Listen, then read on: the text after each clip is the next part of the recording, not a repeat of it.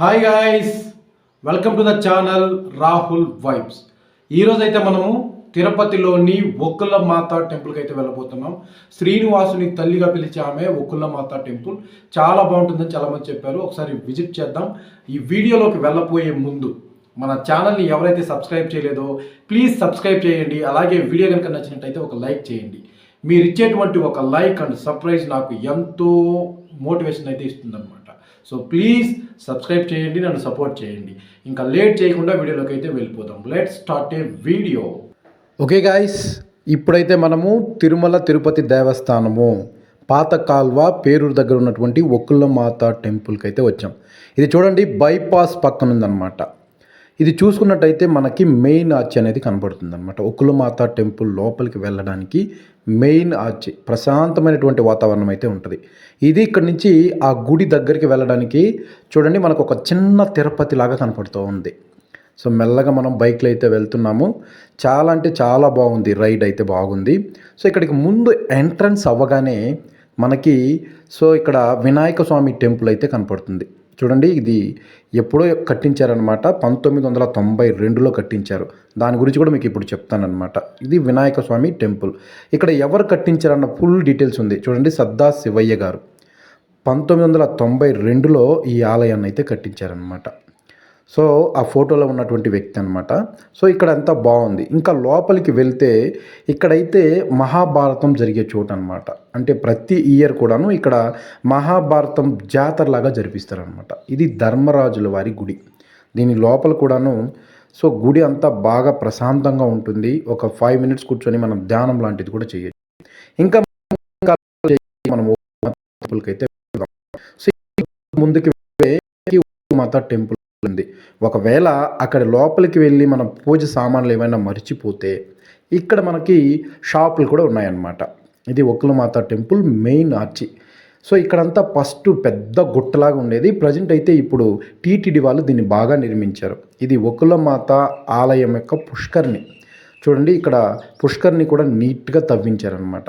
ఇంతకుముందు చెప్పాను కదా, ఇక్కడ పెద్ద గుట్టలాగా ఉందని. సో ఇది గుట్ట అనమాట. ఆ గుట్టనంతా నీట్గా క్లీన్ చేసి మంచిగా ఒక్కుల మాత టెంపుల్ని అయితే నిర్మించారు. సో ఇది ఎప్పుడో శ్రీకృష్ణదేవరాయల కాలం నుంచి ఉన్నటువంటి టెంపుల్. కాకపోతే అది బాగా శిథిలమైపోయి ఉండిందనమాట. శిథిలమైపోయి ఉండిందాన్ని మళ్ళీ టీటీడీ వాళ్ళు తీసుకొని దీన్ని మంచిగా కట్టడం అనేది జరిగింది. సో ప్రజెంట్ ఇక్కడే మినరల్ వాటర్ ప్లాంట్ అంతా ఉందన్నమాట ముందరగా. సో ఇక్కడ వచ్చేసి మనకి టైమింగ్స్ అయితే ఉంటాయి. సో ఇది మెయిన్ ఎంట్రన్స్ దారి. సో ఆల్రెడీ చాలామంది భక్తులు దర్శనార్థం వెళ్ళి తిరిగి వచ్చునని మనం గమనించవచ్చు. సో ఈ మెట్ల మీద నడుచుకుంటూ వెళ్తున్నాను. సో ఇక్కడికి వచ్చేస్తే మాత్రం చాలా ప్రశాంతమైనటువంటి వాతావరణం, ఆహ్లాదకరంగా ఉంటుందన్నమాట చెప్పాలంటే. ఇంకా పైకి వెళ్తే ఇక్కడ చాలా బ్యూటీ స్పాట్ ఉంది.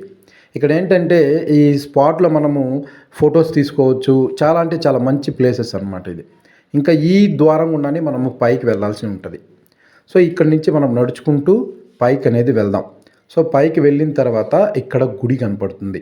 ఇది ఒక్కుల మాత మెయిన్ టెంపుల్. చూడండి, చాలా అంటే చాలా బాగుంటుంది. సో ఆల్రెడీ టైం అయిపోయింది. నైట్ ఎఫెక్ట్ కోసం నేను నైట్లోనే వచ్చాను. సో 6:15, 7:15 అలా అవుతుందన్నమాట. లోపలికి అయితే వెళ్ళాలి.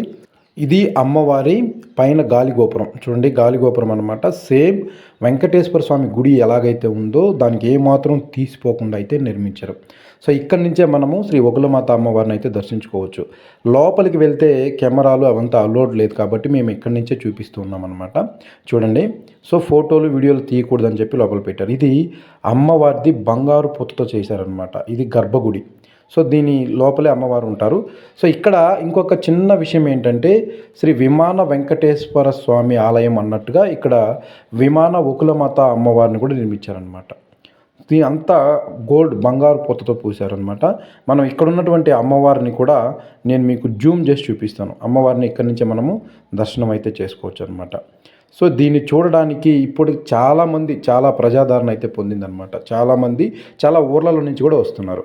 సో ఇక్కడ నుంచి చూడండి, మనకి చంద్రుడు కూడా కనపడుతున్నాడు అనమాట. సో ఇక్కడ ప్రత్యేకత కెమెరా కంటికి ఎప్పుడైతే కనపడదు, సో ఇక్కడైతే కనపడింది అనమాట.